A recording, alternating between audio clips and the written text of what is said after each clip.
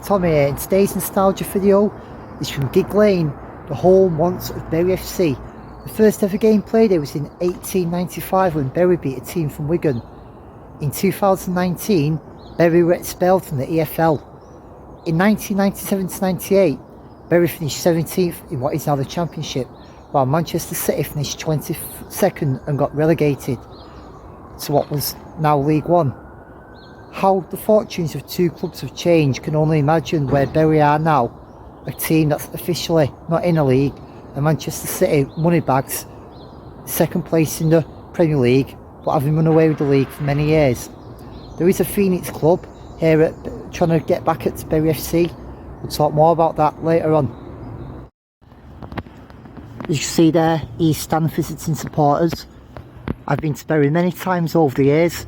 My first visit was in 2001 when we drew 1-1, a last minute equaliser from Christian Clouseau in a game then dubbed Bury's last ever game, when they once had financial trouble there at that point after the ITV digital collapse.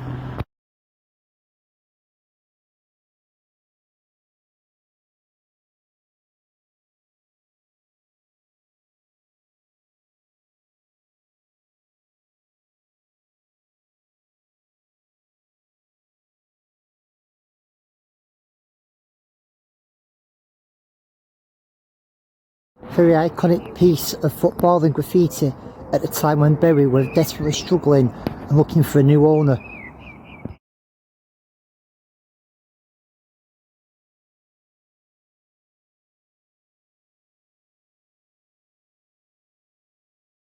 Although this is the home of Bury FC, in the 90s Manchester United reserves used to play here at Gigg Lane.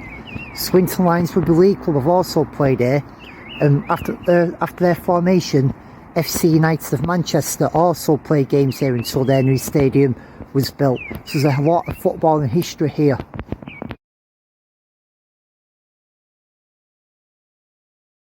Late last year there was an attempt to merge Bury and Bury AFC, but the majority of votes needed to pass never happened. There is a new vote in a couple of weeks, and fingers crossed the merger will happen and football can return to Gigg Lane.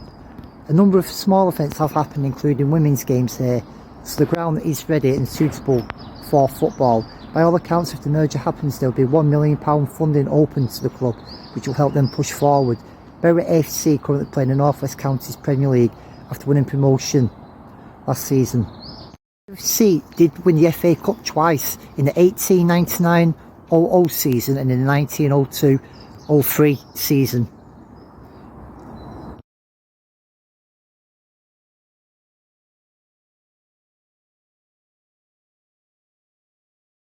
See, here's another angle of the ground.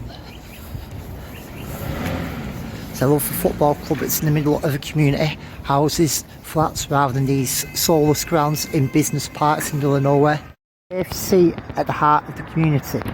See here, just the legacy of what this football club is. There's a little mural over here that says supporting BFC home and away. I just think to myself, this could have easily been what happened to my club Oldham under our previous owners, and I'm glad that we've got the Rothwells in charge. I know how many other clubs have come close to not having a club or going under.